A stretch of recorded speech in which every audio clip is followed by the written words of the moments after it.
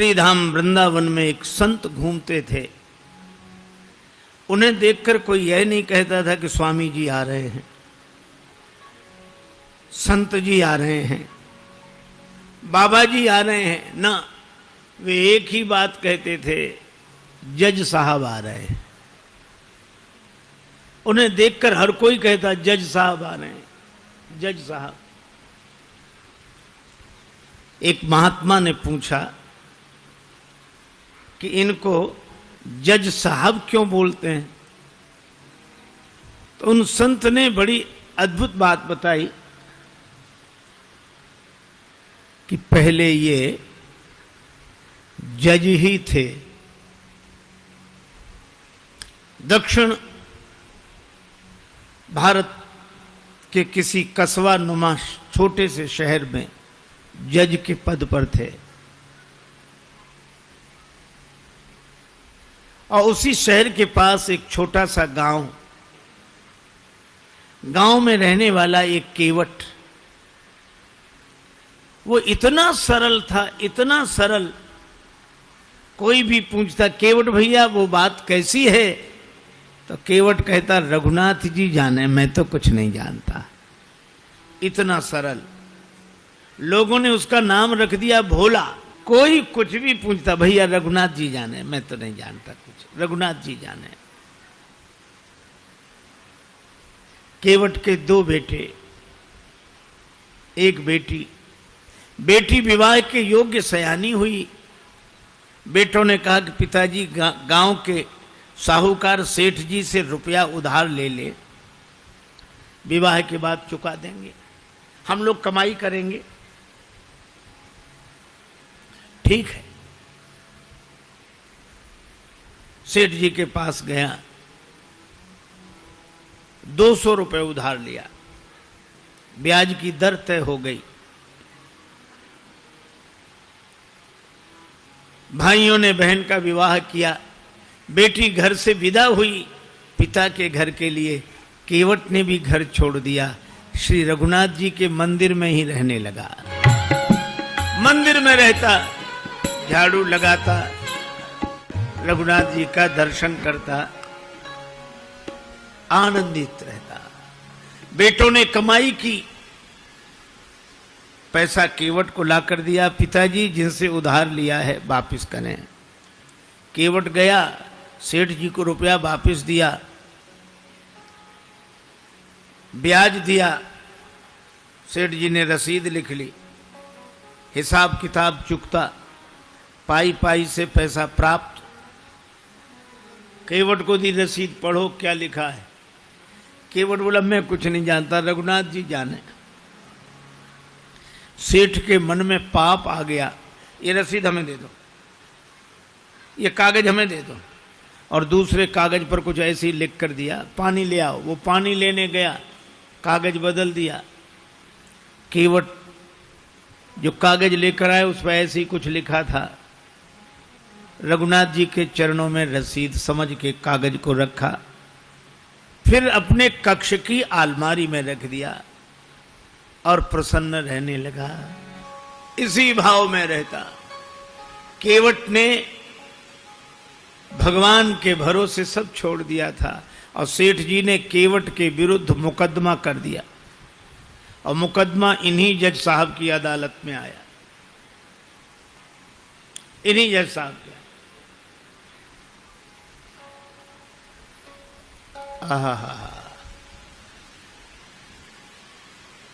तारीख पर केवट उपस्थित हुआ। जज साहब ने कहा केवट तुमने सेठ जी से रुपया उधार लिया था? हाँ हुजूर, लिया था।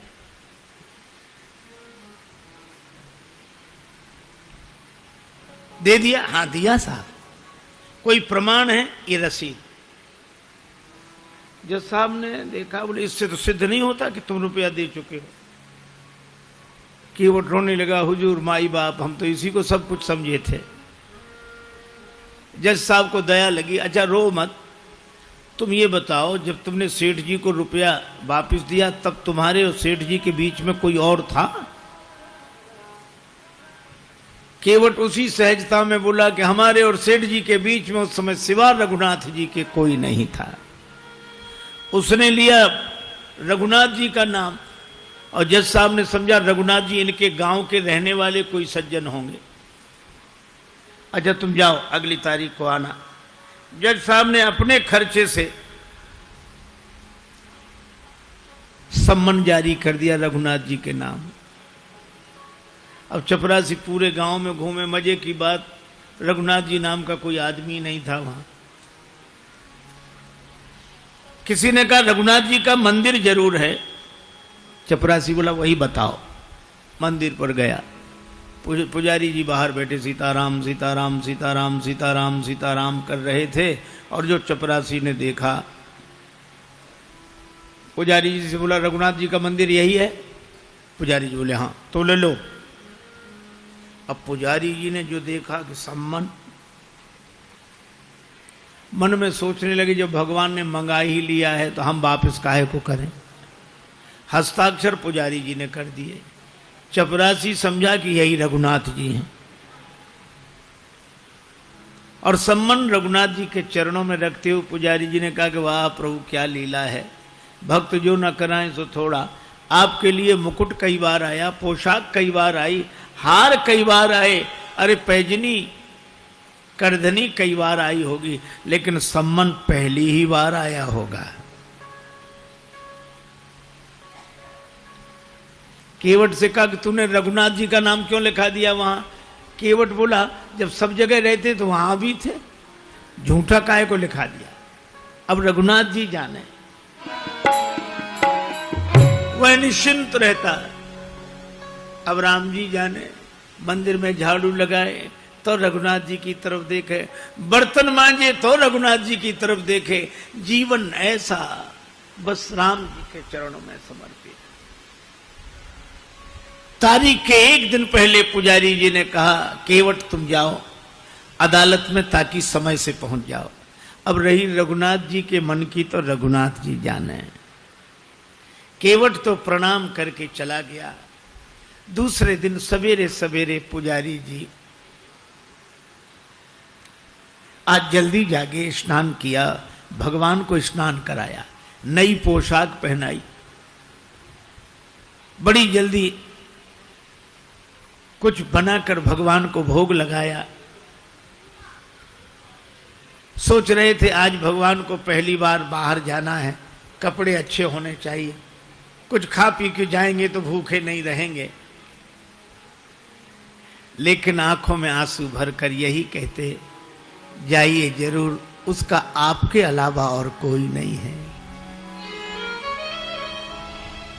आंसू भरकर पुजारी जी प्रार्थना कर रहे हैं। उधर केवट पहुंचा अदालत में।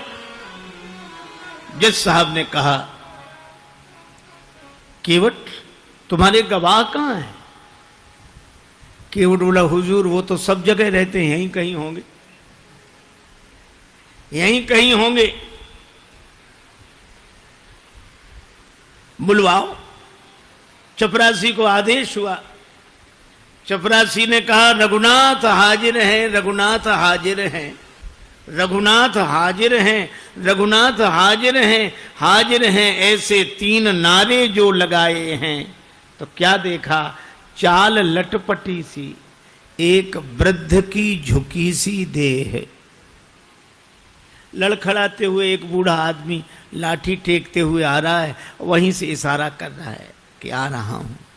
चाल लटपटी सी, एक वृद्ध की झुकी सी देह, दुपटी फटी सी, शीस बांधे धर धाये हैं, हाथ माह छड़ी पड़ी तुलसी की ही माल, माथे पर रोरी चारु चंदन चढ़ाए हैं, साहब के सामने विनीत चपरासी साथ, आज रघुनाथ जो गवाह बने आए। साहब के सामने विनीत चपरासी साथ, आज रघुनाथ जी गवाह बने आए। केवट ने प्रणाम कर लिया। सेठ जी चौंके कि ये कौन? जज साहब ने कहा रघुनाथ जी आपका ही नाम है? जी। केवट ने रुपया वापस कर दिया। हाँ। कोई प्रमाण है? सेठ जी ने खुद रसीद लिख ली थी। बेईमानी आ गई मन में, दी नहीं केवट को।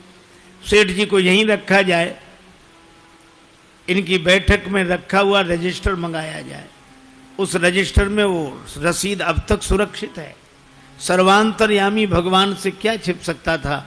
चपरासी को भेजा गया, रजिस्टर मंगाया गया और रसीद मिल गई। सेठ जी दंडित हुए, केवट भाई जित बरी हुआ। गवाह महाराज तो चले ही गए थे। अपने चैम्बर में जज साहब ने केवट को बुलाया। केवट एक बात पूछे। हाँ पूछिए हुजूर। ये रघुनाथ जी कहाँ रहते हैं? केवट ने कहा हुजूर यहां हम रहते हैं। तो तुम कहां रहते हो? कहां जा रघुनाथ जी रहते हैं। तो तुम दोनों एक ही गांव के रहने वाले हो? अरे गांव एक ही जगह के, एक ही जगह के। कौन है ये तुम्हारे गांव के? अरे सरकार, पढ़े लिखे लोगों को समझाना मुश्किल होता है। अरे ये वो हैं जिनका मंदिर है। मंदिर के पुजारी तो लग नहीं रहे थे, और मंदिर इन्होंने बनवाया हो ऐसी हैसियत नहीं दिख रही थी। केवट ने कहा हुजूर ये वही हैं जो मंदिर में बैठे हुए हैं। जय हो जय हो। मंदिर में विराजमान है ये। अब जज साहब चौंके, चपरासी को बुलाया। चपरासी कांप रहा था। हुजूर जिस आदमी ने हस्ताक्षर किए थे वो ये नहीं था। जब सारा रहस्य पता लगा तो जज साहब रोने लगे। रोते रोते बंगले पर गए। लोगों ने पूछा क्या बात है, रो क्यों रहे हो? तो उन्होंने यही कहा, शुक सारद नारद शेष गणेशहु, सुख सारद नारद शेष गणेशहु, के नहीं ध्यान में आते रहे, सोई आज विनीत अदालत में, केवटा के गवाह कहाते रहे।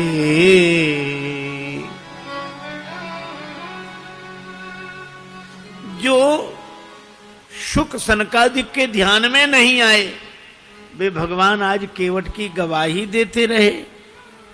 तो किसी ने कहा कि आप रोते क्यों हैं, खुश होना चाहिए। और गए तो दुख क्या, वे तो जाते ही। सुख धोखे उदर्श दिए को भयो, दुख नाहिन जो तज जाते रहे। दुख तो केवल एक बात का है, बड़ी बेअदबी हो गई आज उनके विरुद्ध। कुर्सी पे बना, कुर्सी पे बना जज बैठा रहा, जगदीश खड़े समझाते रहे। कुर्सी पे मैं कुर्सी पर जज बना बैठा रहा, और जिनकी अदालत में एक दिन सबको उपस्थित होना पड़ेगा वे भगवान खड़े खड़े गवाही देते रहे। ऐसा भाव भरा रोते रहे। पद से इस्तीफा दे दिया, साधु बनकर वृंदावन आ गए। वृंदावन आकर भी भगवान के मंदिर के अंदर नहीं जाते थे, सड़क पर बाहर से ही धूल माथे पर चढ़ा लेते।